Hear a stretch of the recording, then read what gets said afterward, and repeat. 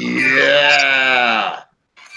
Yeah. Hail, brethren. Hail, Caesar. Hail, Caesar. Hail, Caesar. Hail, brethren. Welcome to another hastily prepared and ill-conceived episode of the Centurions Roundtable. I am Steve Dye, War Campaign, and I am joined tonight, as always, by my brother in toxin masculinity, Carl Hungus. Hey, Steve, it's good to be here with you again tonight. Got a good list of topics on the docket, and yeah, here we are. It's Friday already. Happy Friday, guys. Already for sure. But here we are, joined again by our compatriot from across the pond, up to his necks in social issues of the real world of his own, and yet willing to stay up into the late night hours. Brother Pete Mack, speak to us in that lovely Brit voice, Pete. Hail Caesar. I'm very pleased to be here to discuss serious things instead of being a complete arse. Well, there'll be room for all things. There'll be no generosity, but if anybody wants to be a complete ass, that is approved. We will be joined semi-momentarily, by our brother, the learned Aldous on the farm, who is rightly attending to family matters at the moment, but I believe he'll be along shortly. And for the first time, speaking of family matters, we have the unbeknownst until very recently son, Colonel Comics, Morgoth. Hail, Morg. Yes. Hello, everyone. Greetings, bigots, as father would say. Wait a minute. Let me say, Morg. Yes. I'm more than a little confused. I'm more than a little sleep deprived, and I may have consumed a couple of cervezas at this point. About the biggest part? Well, I remain confused. I want you to take us through this. You recently discovered that you were the progeny of the only recently returned Colonel Comics, and this has somehow changed your life. Oh. Now you are a trans you never go back. Progressive. Explain this. Explain the process. Oddly enough, he's quite younger than me, but even so, I know I am his issue. Dropped me off on the side of the road 20 years before he was even born. I always assumed I was unwanted, but he recently reassured me that he was on a secret soy mission for many, many years. And also had to be born too eventually. But it all makes sense. If I think back to the fall, I was always very drawn to him. I believe I was the only person that tried to join his aborted coup, of War Campaign at the time. He wandered off before I could really, get involved in that. But, I love meat pies. I occasionally throw boomerangs at the neighbors. It all makes sense. Love lavender, need to get a scarf of my own, just like his.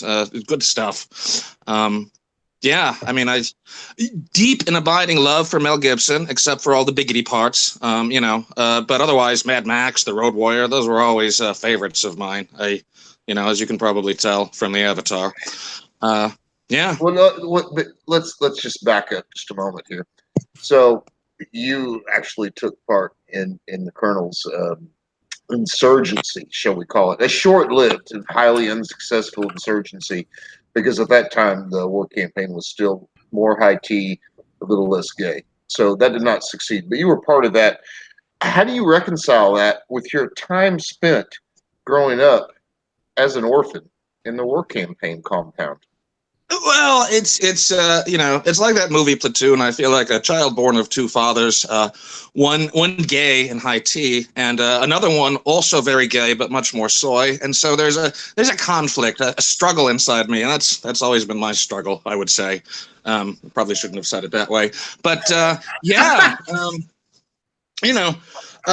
so I'm on the side of the road 20 years ago, and mind you, this was 9 or 10 months ago, 20 years ago, and a pack of lunatic gays, led by our gay lord, picked me up and took me in, took me back to his compound up north, taught me discipline, all sorts of things, how to be a proper man, raised me up well. Had lots of chores there. Definitely sausage-related chores. I still dream about sausages, and I'm quite a sausage boy, at this point. Love a good sausage fest, but he'd have me down in the basement working on sausages all the time. And if I stepped out of line or slowed down, cousin Bobby Kubar would be there to hit me with a broomstick. So I definitely know how those Bangladeshis feel. Of course, in my case, it backfired a bit because chip off the old degenerate. I grew to like the broomstick treatment, but sorry about that. I'm okay. There were also special wig-related duties. That's when I learned that I love wearing a pink wig, just like Father. It was confusing at first as a lad. He'd make me put the wig on, and I'd say, "Why do I have to wear this wig? Why are you dressing me up like a lady?" And he would just say, "It just means that I love you." And then I understood, of course. When I was good. Go ahead. Go ahead. All right. Get the generous. Well, I was going to follow up. One of my fondest memories is when I performed well, he would surprise me with random sausages, and always a good time, a surprise sausage just hitting you in the face, Even during bathtub duties, you remember Cousin Ben? I know all about bathtub duties, as Cousin Ben recently learned. So I'd be there in my wig, performing my chores, and sometimes I would be surprised with a bathtub sausage right up from under the water. I mean, great stuff. Great stuff. That's where I'm drawing the line. No, we're moving on.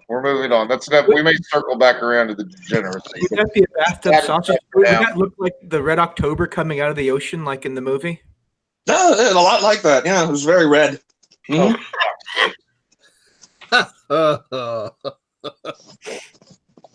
Sorry I don't have my studio set up. You can't see it, but I'm nodding my head constantly and gesticulating wildly, just so you all know.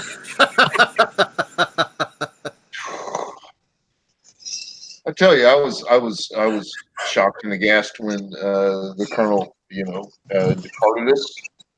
#blame Gat, and I was even more shocked when I had to, gaze upon his likeness once again. So that's okay, Morgan. You just keep the camera off. I'm not sure I'm ready for Colonel Comic's son, who is in fact 20 years his senior. We'll get on to that. You got to get the scarf first, brother. You got to be ready to bust out with the scarf. All right, moving on. So much degeneracy.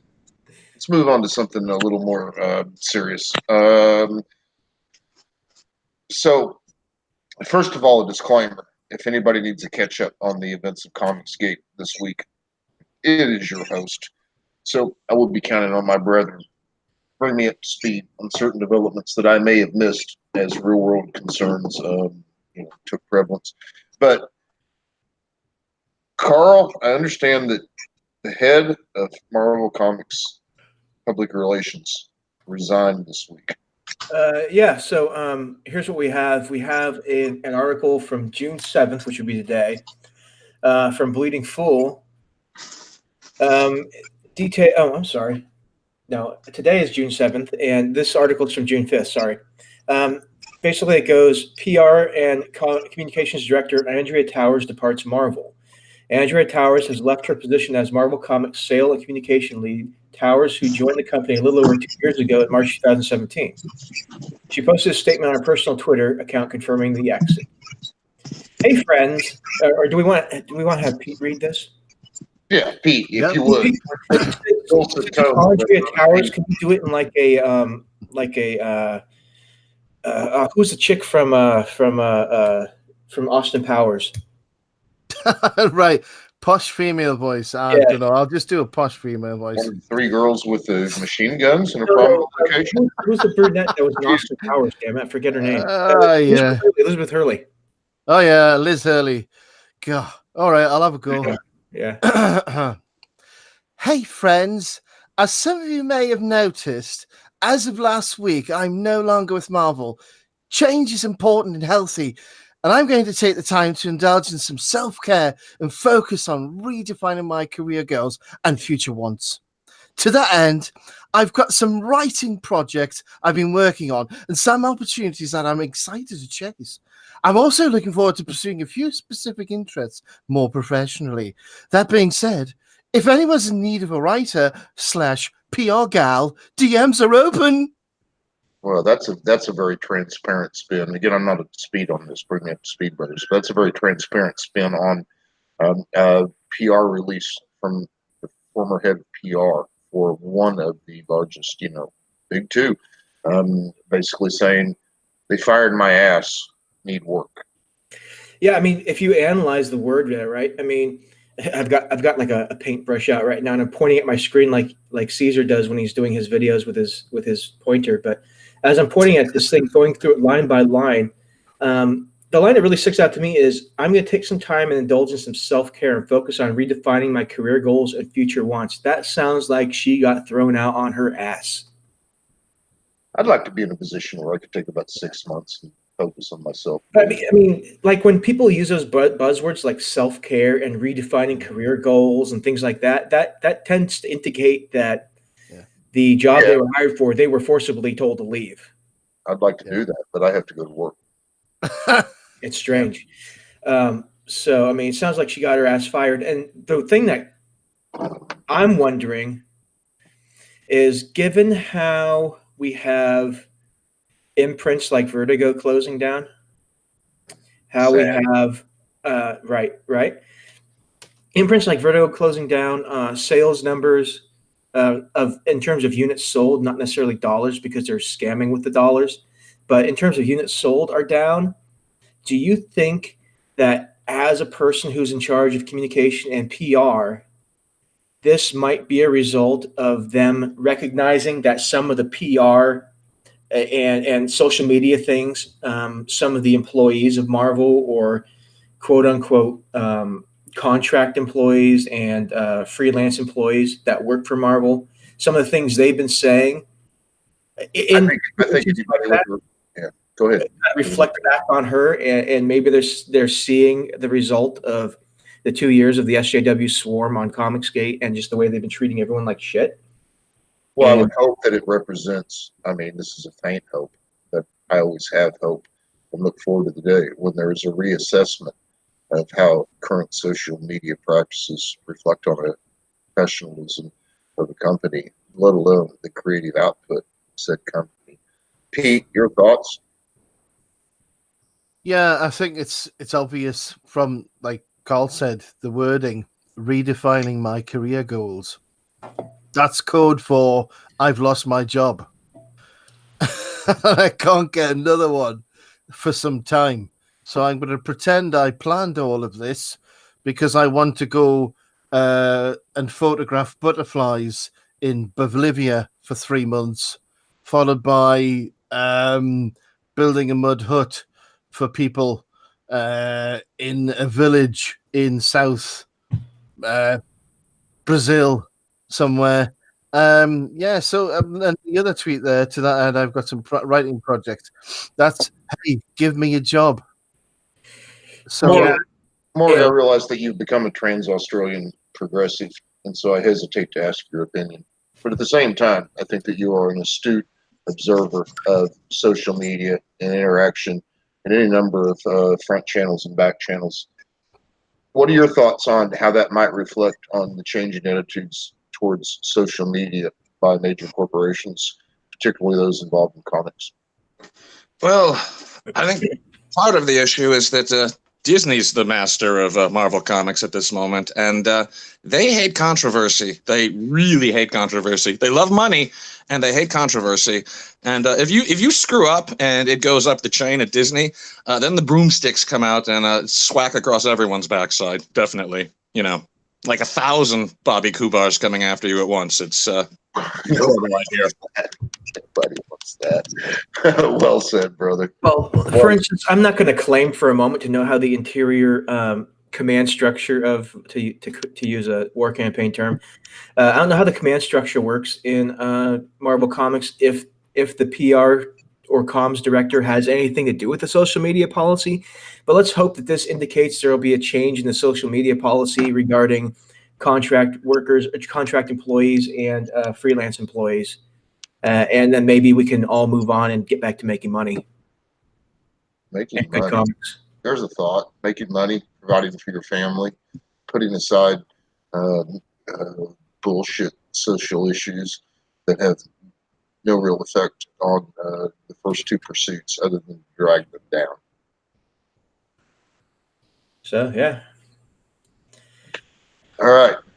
Well, I would like to hear Aldous' thoughts, but as soon as he has the kids put to bed, I hesitate to move on at the same time because hopefully he can join. But speaking of big comic companies, as I am to understand, IDW has announced a new lineup of books based on a crowdfunding model. I mean, where have I heard this before? Where have I heard a lot of resistance before? Same place. IDW has announced a new lineup of comics based on a crowdfunding model. Does this mean that IDW is closing the door on their monthlies and making a move towards the kind of prestige format books that Comicsgate has successfully launched in recent months? Who do you want to handle that? Go ahead. Yeah, I mean, I think that's. Well, do you want to go through the article and we can Let's go through the article. I'm not up to speed. Yeah. Let's go through the article. Right. So here it is. Yeah. IDW Media Holdings. This is from June 6, 2019, so yesterday. IDW Media Holdings launches a new publishing venture. Clover Press will be led by IDW co-founders Ted Adams and Robbie Robbins. There's a nice little Clover Press logo and letterhead. Very nice. So let's begin. This is a short article too. We can get through it real quick, but I think it at least paints part of the picture. Pete, if you would, Pete. Oh, Pete. Oh, I'm sorry. Yes. Oh, yeah. Well, I mean, I love Pete's voice. You know what we ought to do is next time we got to get Joyful Dude on, and he could belt it out like it's a metal album. That would be metal. That would be metal AF if we had Joyful here too. But yeah, Pete, Joyful. If you would. Where from? The whole thing, brother. IDW Media Holdings. The whole thing. I would like you, Pete. I would like you to read this article as though you were on stage delivering your favorite Shakespeare play. Because you know. Okay, I'll give it a go. God, how good is IDW Media Holdings, an integrated media company, announced a new joint book publishing venture this week. Clover Press, to be led by the company's co-founders, Ted Adams and Robbie Robbins. Clover Press will focus on the book market and direct-to-customer prestige format publications as a new, progressive, eclectic, boutique publisher. No titles have been named as of yet. Ted and Robbie created a special company when they launched IDW 20 years ago, and we were grateful for their contributions throughout the years, said Howard Jones, IDW Media Holdings chairman and CEO. Their creativity and savvy will drive the success of Clover Press, and we look forward to working with them. Okay, now that's the first couplet, Pete. You did the exposition and then you did the quote. Now you've got another 2 paragraphs to go. You're going to do the Clover Press exposition, what the quote is going to be. But when you do the quote, I want more Hamlet, brother. All right, Hamlet. I understand. I want the skull held aloft in the air and a little more angst. Okay, fair enough. Clover Press will focus on progressive projects, creator-owned endeavors, and celebration of classic works from authors and artists. Clover will be a home for outstanding creators who bring new levels of ingenuity and quality to the book market. The company will announce its initial titles this summer. Okay, Hamlet it up. Hamlet it up right here. Growing IDW Publishing with Robbie. From where it was 20 years ago to where it is today has been an incredible ride, says Adams.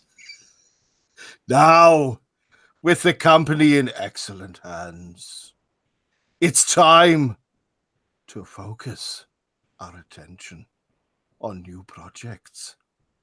Our small team at Clover Press will be working on outside of the box projects that we are excited about.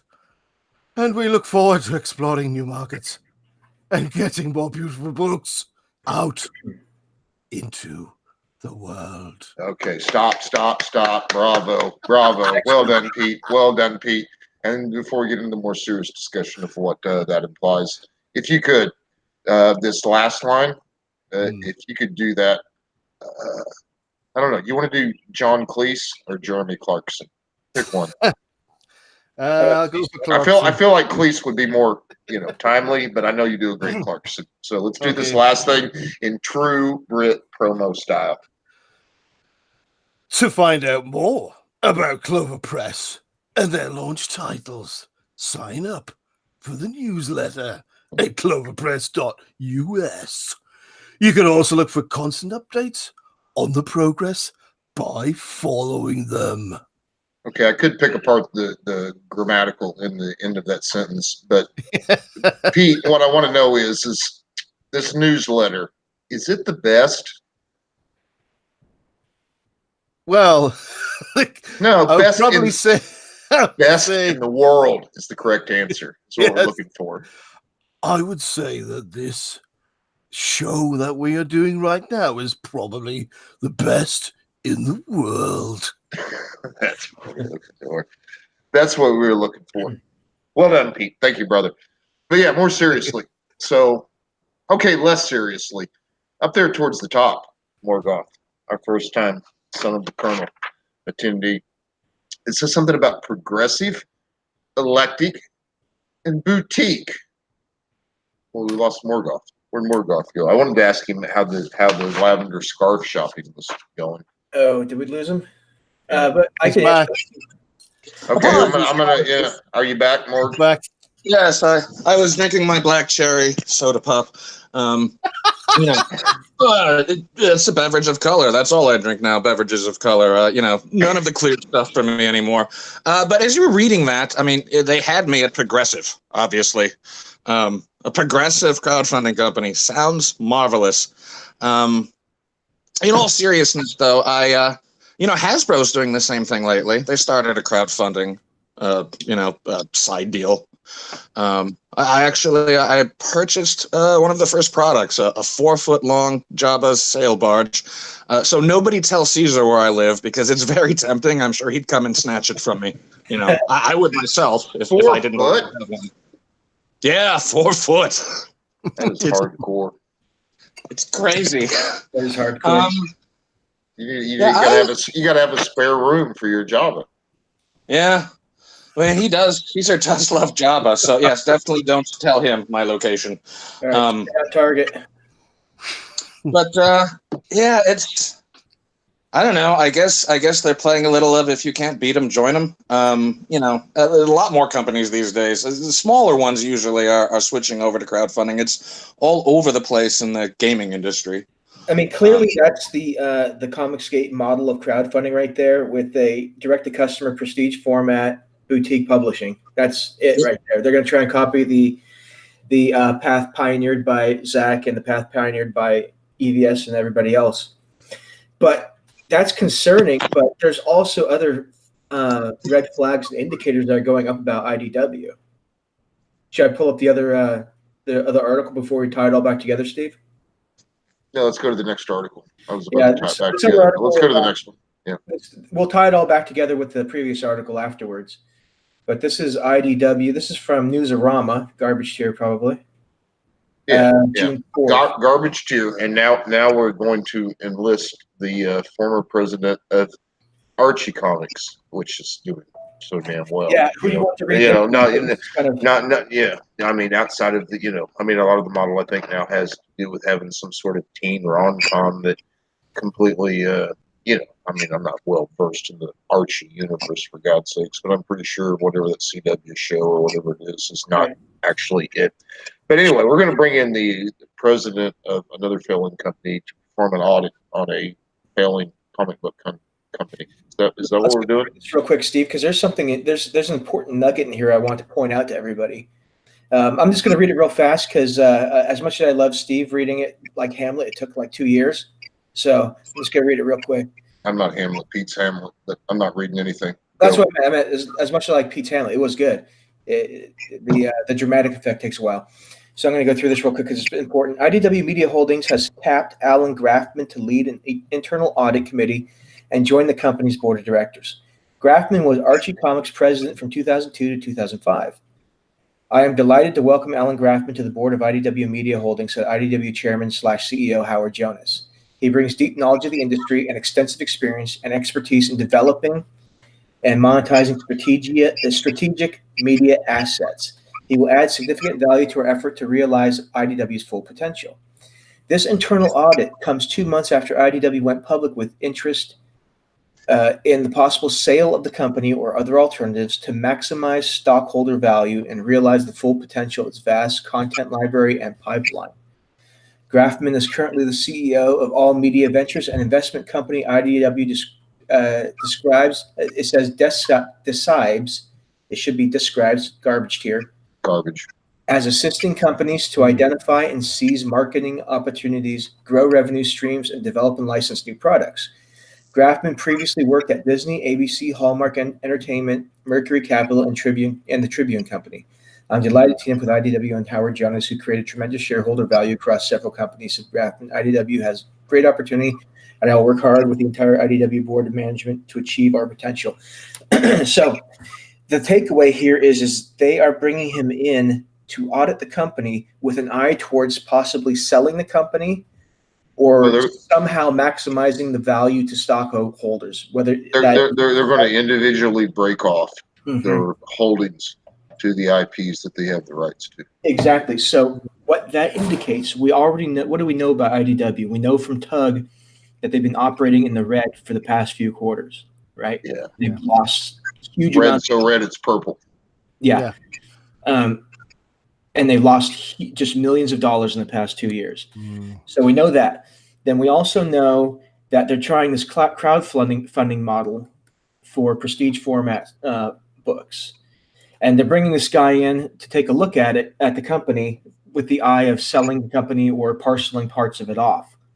So does that mean that IDW is going to release some of the that kind of indicates to me that IDW is going to release the or at least not renew the rights they have to certain characters from Marvel. It means that to me that it's possible they could even stop doing monthlies and do everything, or printed monthlies and do everything online or digital. I mean, who knows what that means? I think it's sad to say, but it's apparent that the writing is on the wall for monthlies, and prestige format is the way that comics will be delivered in the future. I think that's safe to say. I mean, that's certainly the business model that I ascribe to. At the same time, I think that IDW is looking to break off these individual IPs. And one has to consider carefully who he's going to support should he engage in supporting any crowdfunding effort. It'll be very interesting to see if they go with Indiegogo or Kickstarter, by the way, with those efforts. But that aside, it's a matter of what we're talking about is breaking little pieces of a company off, and moreover, to those of us as comics fans, the rights of individual properties that we may or may not be invested in, and selling them off to another corporation, which is just as likely the way it looks now. I mean, I hate to be so pessimistic, but it's like we'll sell it to somebody else, and they can mismanage it for a while.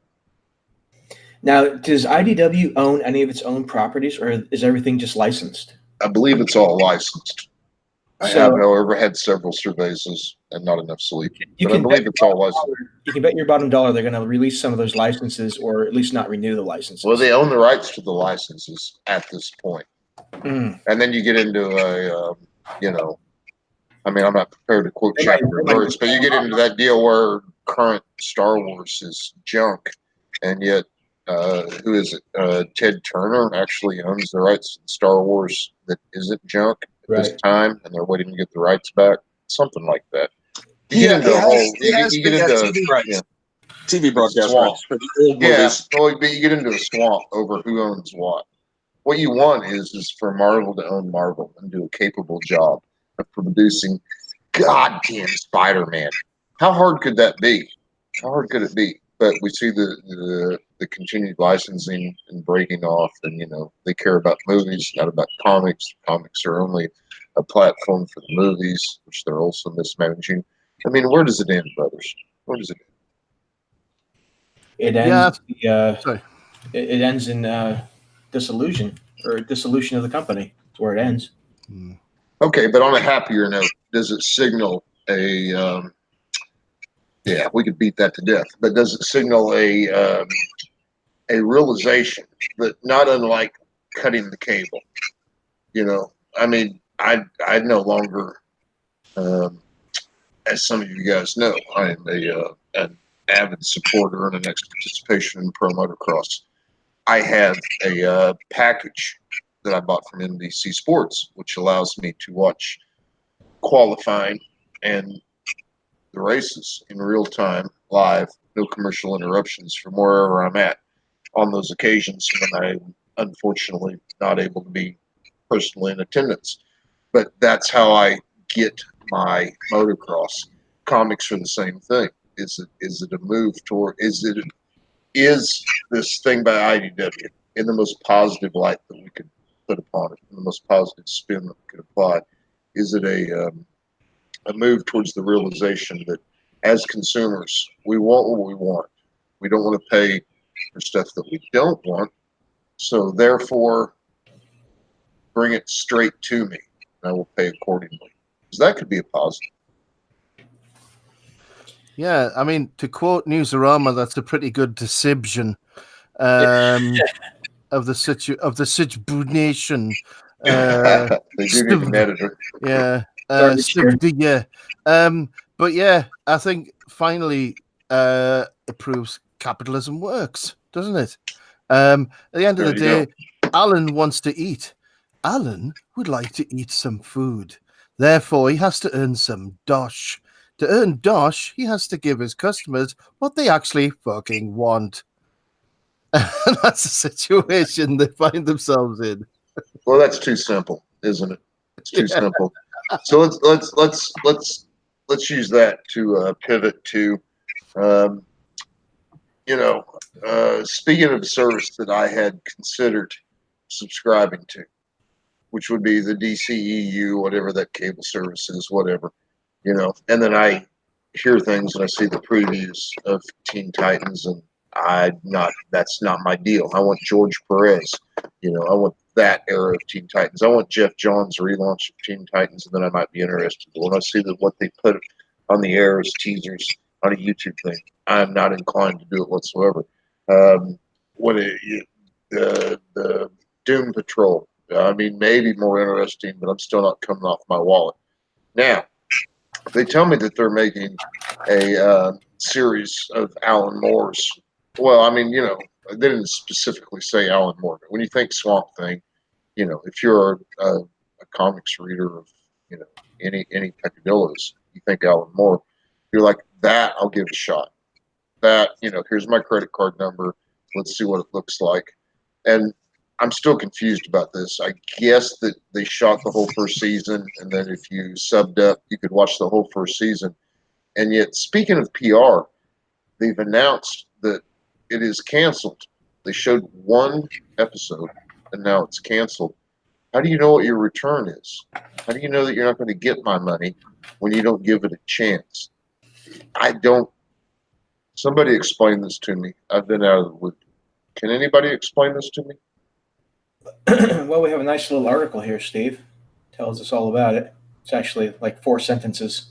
This is Bleeding Cool, Bounding in the Comics. Bounding in the comics. Okay.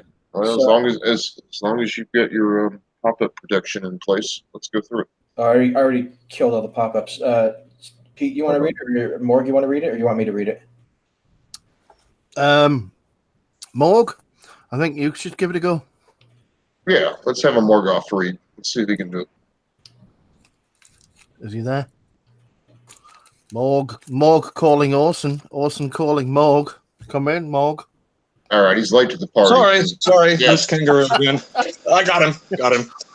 He's back in the paddock. Ah.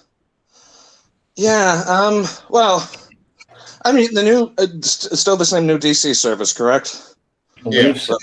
Yeah, read it to us, Morgoth. Let's discuss it. Read it, brother. Oh, I'm on a phone, and I can't really read anyways. All right, then, Carl. Yeah, sure. with due respect to Pete's Hamlet, let's go with the succinct. Let's go. Read Certainly. it out. A new report indicates, this is from June 6th, yesterday, by John F. Trent. A new report indicates Warner Brothers and DC Entertainment have canceled their newly released Swamp Thing show on DC Universe after just one episode. Variety reports, quote, DC has canceled the show after a single season, unquote. Well, thank you for that long, lengthy explanatory quote there, Variety. TV Line would also report the show has been canceled. They would report that, quote, sources confirmed to TV Line that the freshman series will not be back for a second season, unquote. It seems rather sudden to cancel the show after just one episode. In fact, Swamp Thing has seen rave reviews from critics, as its Rotten Tomatoes tomato meter score currently is at 92%. And fans who did watch the first episode have raved about. Why? Let's. I guess there's some fan reaction here. I don't understand. I barely had a chance to think I need to watch this, and now I know it's canceled. What's my motivation? What's the fan reaction? Let's continue. All right. Should I read that? Sure, if you want. Please, Pete. Yes. Wrestling voice. Sure. Wrestling voice. Totally right. I can't believe I have to wait a week to see episode 2. So not fair. I agree with the not fair part. Okay, different voice. Read the next one, but change it up, Pete. Change it up. Okay. Change it up. Now you can't do all wrestling voices. Okay, wrestling voice. A little of that. I freaking can't stop rewatching the pilot. It's been like that since 8 o'clock this morning. It's so good. Excellent choice. All right, Chaos Entertainment. Third choice. Just watch the first episode. This is fantastic. Oh, little Sean Connery. Well done, brother. Okay, back to you, Carl. All right, this isn't the first time Swamp Thing has found itself in the middle of controversy. Back in April, a report from Star News indicated Swamp Thing would have its episode count cut from the original 13 episodes order to just 10 episodes. Let's see. Is there anything interesting in here that... Do you want me to go over all this shit? Because I don't think there's anything in here. I think we're there. I mean, for fuck's sakes, you know. By some of the comments at the bottom are pretty good. If we have some. Let's see if I can find a good one. Yeah. One guy says, that's great to hear because the series smelled of SJW. All right, Morg, you read one. It's very tiny. Oh, here we go. That's what she said. Good anyway. No excuses. Only a poor if you put it back on the tools. main screen, I should be able to make it out, I think. No, not having it, bro. Yeah, I don't need a ditch digger who blames his shovel. Just get it done. Oh, it's. All right, here we go. I'll read that right here. And this is the one that I think is probably the most important, and it's from this. I see it now. After one season, get it right. Also, that is truly a shame. Everything I've seen about Swamp Thing had me interested enough to probably sign up to at least check it out. Hopefully Netflix or Prime will nab it and continue to run the show, or continue the show. Yeah, I wonder, is maybe part of the problem that Swamp Thing he's very toxic, obviously all those chemicals, and he's very masculine too. I mean, I think there's a lot of tea there. Another thing that comes to mind is, doesn't he not wear any clothing, We can't have that. We can't have sexualization of a giant green vegetable, man. That's very problematic in 2019. Next thing you know, we got Chewbacca and Han taking a shower together, and I don't want that. Oh, don't get me started. Well, the new me loves The Last Jedi, of course, and Solo and all the more soy-based Star Wars films. But yeah, that's a topic for another show. Yeah, channel the old me for a moment or two longer, a few good more. Because, to me, it's a complicated subject in that, Alan Moore, if you are a comics reader, Aldous, where are you, brother? Get in here.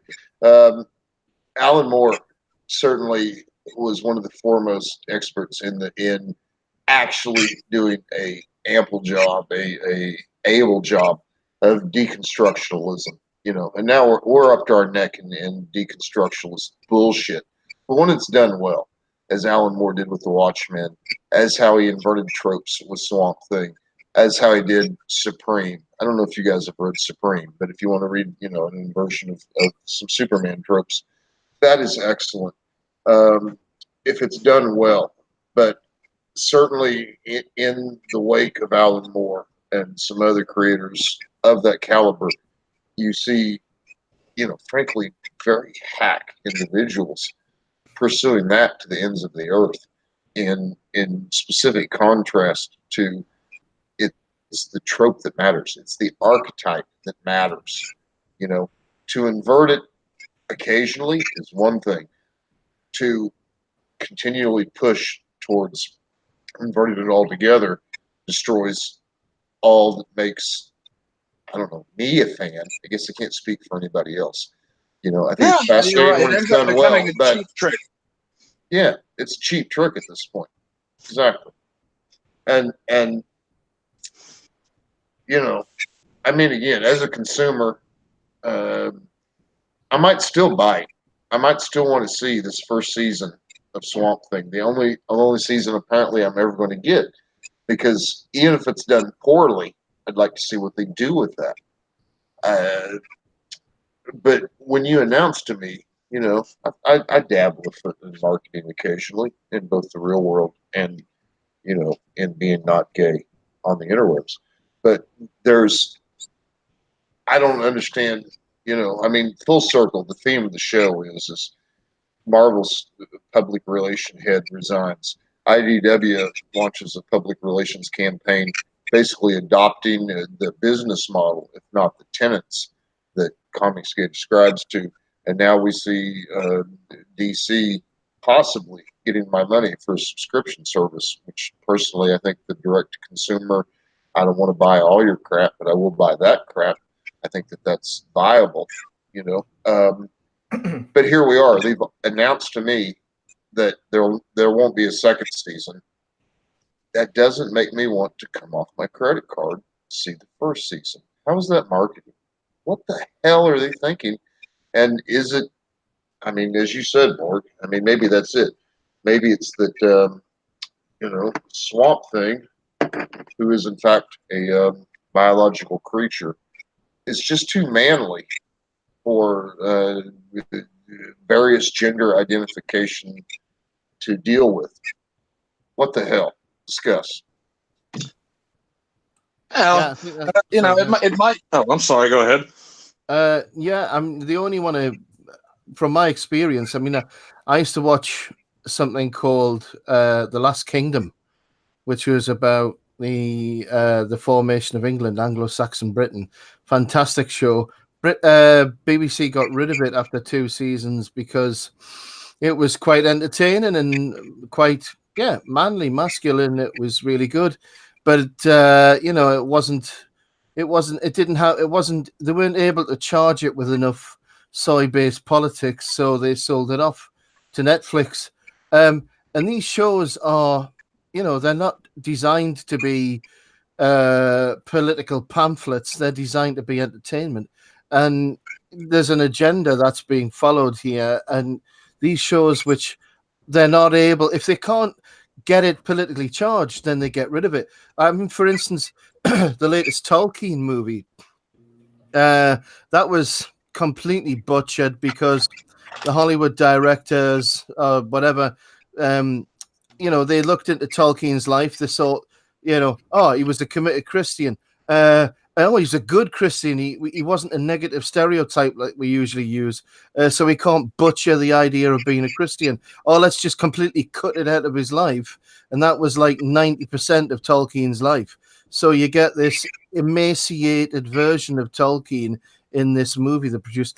And it's the same thing here. If they can't destroy the archetype, then they just, they just get rid of it, they sell it on, or they suck it dry, or they just push it into the carpet and, we can't be doing this anymore. It's too good. It's too successful. It's too positive. Let's just get rid of it. That's my take on it. Yeah, I mean that's a good way to look at it. I have no idea. I don't know what they're thinking. Well, DC, this would apply to IDW too. If you find yourself careening down a steep hill in a car that's on fire, always cut the brakes. Seems to be a good idea. At least maybe you'll crash sooner instead of. But my thoughts also drift back to subversion. It almost sounds like DC is subverting again, their own confidence in their own product. But that'll backfire. That doesn't send a good message to the consumers. If you are green lighting things that you don't trust enough to even run for it. Yeah, one more thing on the topic of subversion before I'll quiet up again. Steve Dye, you said being not gay on the internet, and I think that's a good example of subversion where it works. There's no more subversion than a war campaigner not being gay on the internet. I mean, nobody would expect that, but in small doses. I'm both a conscientious, avidly, loudly conscientious, and unconscious. I'm a proponent of hetero. What can I tell you? I'm out of touch with the times. Yeah. Just to draw it back to what Morg was saying there, and what we're saying earlier about IDW. How long will it be before DC gets to the point where will they ever get to the point where they need to grow a brain again and become capitalistic, because they're being bankrolled by is DC bankrolled by Disney or Warner Brothers. Warner Brothers. Yeah. So the DC's never going to get to the place where they're going to actually need to run a business. Then, well, that's the problem. I think the big companies are running these as IP farms now. They just want them for movies and movie money, which dwarfs anything Netflix will make. Yeah, well, yeah. That's where you're getting harkens back to the dismantling of IDW for the IP. That's where you're getting evolution of these characters and all that other stuff. From the IP machine. Well, as they harvest, I don't want to sound too Midwest here, because I'm also, not only am I not gay, but I'm only reluctantly Midwest. Preach it, brother Steve. Well, there comes a time when, you can only harvest the same crop so many times. You have to turn over the soil if you just replant and replant. And as the attempt to replant the same IPs in lesser companies and lesser efforts, they're only poisoning the soil. Yeah, for sure. But you could also say as well that they're building up a resistance against them. So I saw this tweet today about how, Disney's pushing their political agenda through Galaxy's Edge. All the clothing and all of the merchandise has the word resist on it. Well, you can turn that on its head and say that the more these companies do this kind of shit, they're building up resistance in the soil. We are the dirt, we are the soil, we are the common people, and we are building up a resistance against this crap. And eventually they won't survive if we build up a resistance against them. Comicsgate is an expression of that, because we're forming our own community, our own market. Yeah. In a geographic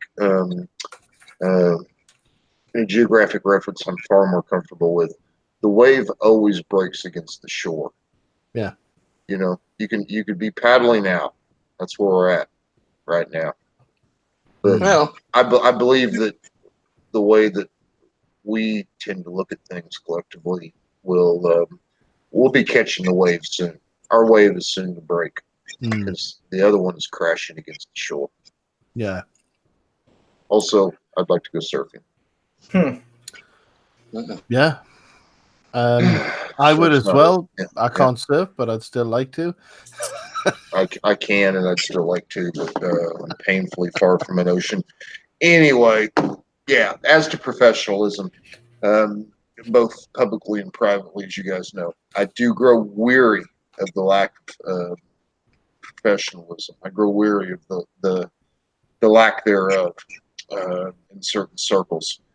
Let's wrap it up and take a look at a campaign launched this week.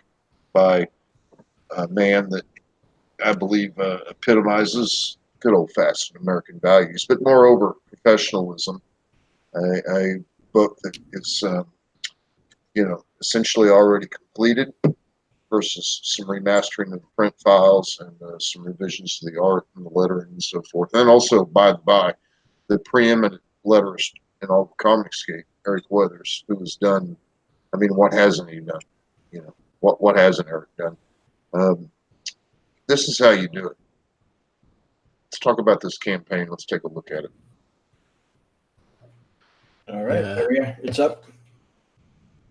Yeah. So at Flying Fortress, it's at 91% funded at 7,655.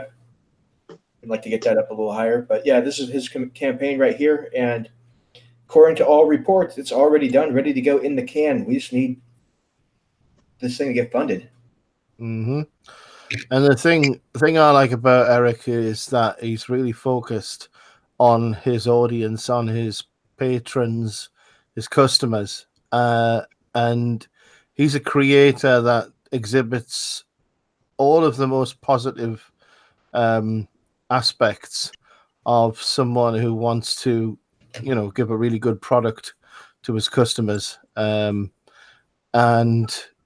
he's a really hard worker as well. He's everywhere. Yeah. I mean, again, what book hasn't he lettered? I mean, he's Jawbreaker's letterist. Start with that. Right. And look at this art here. It looks pretty damn good. I'm not going to lie. That's pretty good stuff he's got going on Well, here. I think it's a good story. Let's talk about the story.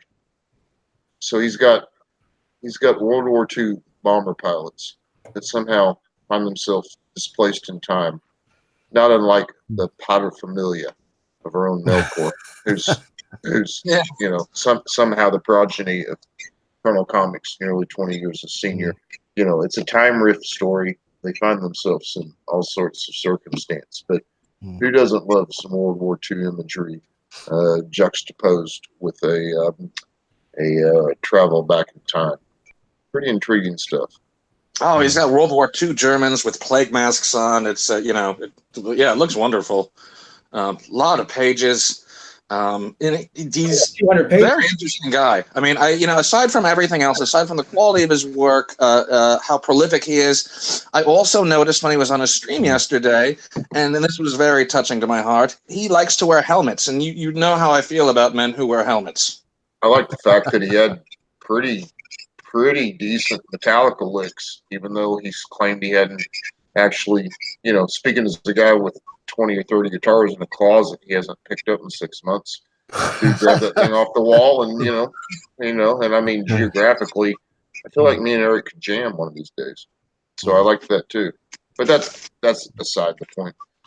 I think it's a really cool story. And I like the model of, I think the Comicscape needs to move. I think we're all in agreement that it needs to move ever closer to the model where these books can be fulfilled in a much more timely fashion by being reasonably complete. I think it's perfectly credible and understandable that anybody from the esteemed Caesar to the equally lofty and founder of Comicscape, our boy Zach, would want to, not fund something entirely on their own initially, but want to see if there is in fact a market. But I think that now that it's been established from the top on down, so that people will come back and support a creator that proves a track record, that it's imperative upon future Indiegogo releases to fulfill in a more timely fashion and, basically put the book where the cash was laid.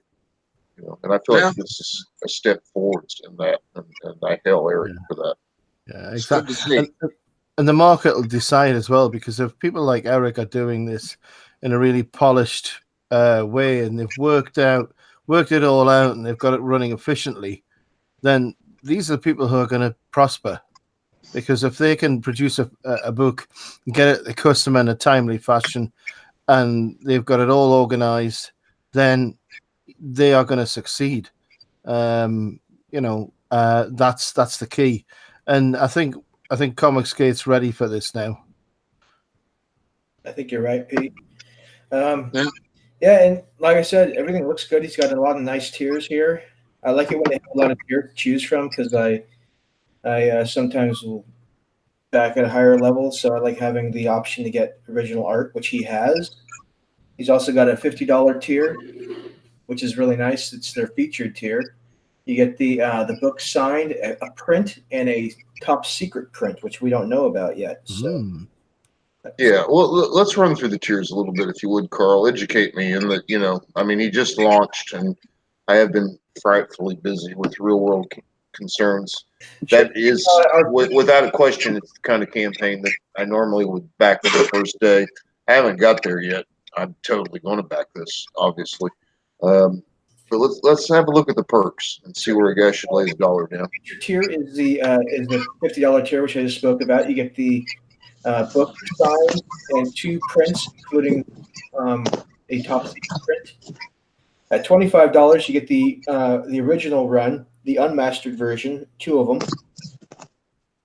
Looks like, and for $30 digital, what's this? High resolution copy of the $30.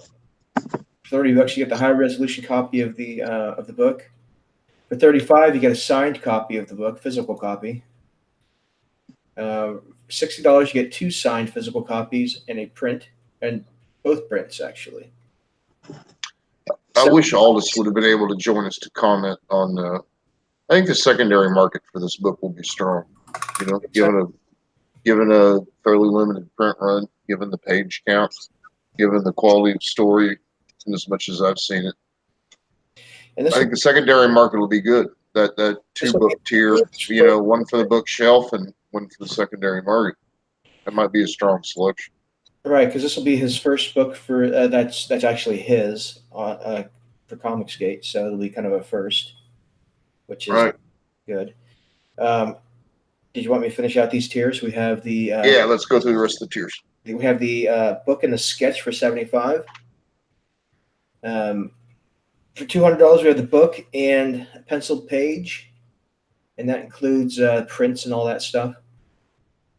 And for $300, you have the inked page and prints and everything to go with it. $500. It's apparent by the number of pages available that this book is being produced in a traditional fashion. That he's got that many pages available means that it's not a question of some of it being digital and some of it being physical. Yeah, it's clear that they're doing this old school physical style. I like that. Yeah, and $500, you get the original cover from the first run. I guess they tried to fund this before and didn't get it or something. I don't know, but you get the original cover for $500 on that. That's pretty cool. Yeah, well, I believe he released it through semi-traditional means several years ago. Oh, okay. And only now is the Comicsgate thing established a model that could allow him to succeed in greater fashion, which is a good thing. So for $1,000, you get the remastered cover art. That's pretty cool too. And the early bird special is gone. So yeah, that's his tiers. Looks good. Yeah. Well, I love the concept. I think the art looks good. I think it's going to be a great story. I think the value is readily apparent with the 200 pages. Bang for the buck is readily there. And moreover, I think that Eric is among the first in Comicsgate, not the first, but among the first. Hell, Coach Malin, but among the first to show that he has the level of output and the professionalism where we can expect to receive our book in a in the correct amount of time to feel as though we're very happy with our purchase. Yeah, I mean I would agree with that. This is the second year of Comicsgate, I would say, in my opinion, anyway. And this at this stage, I think we've got now to the point where the fans now expect things to be happening in a much more organized way. And that's what we look forward to this year, a lot more organization, a lot more professionalism.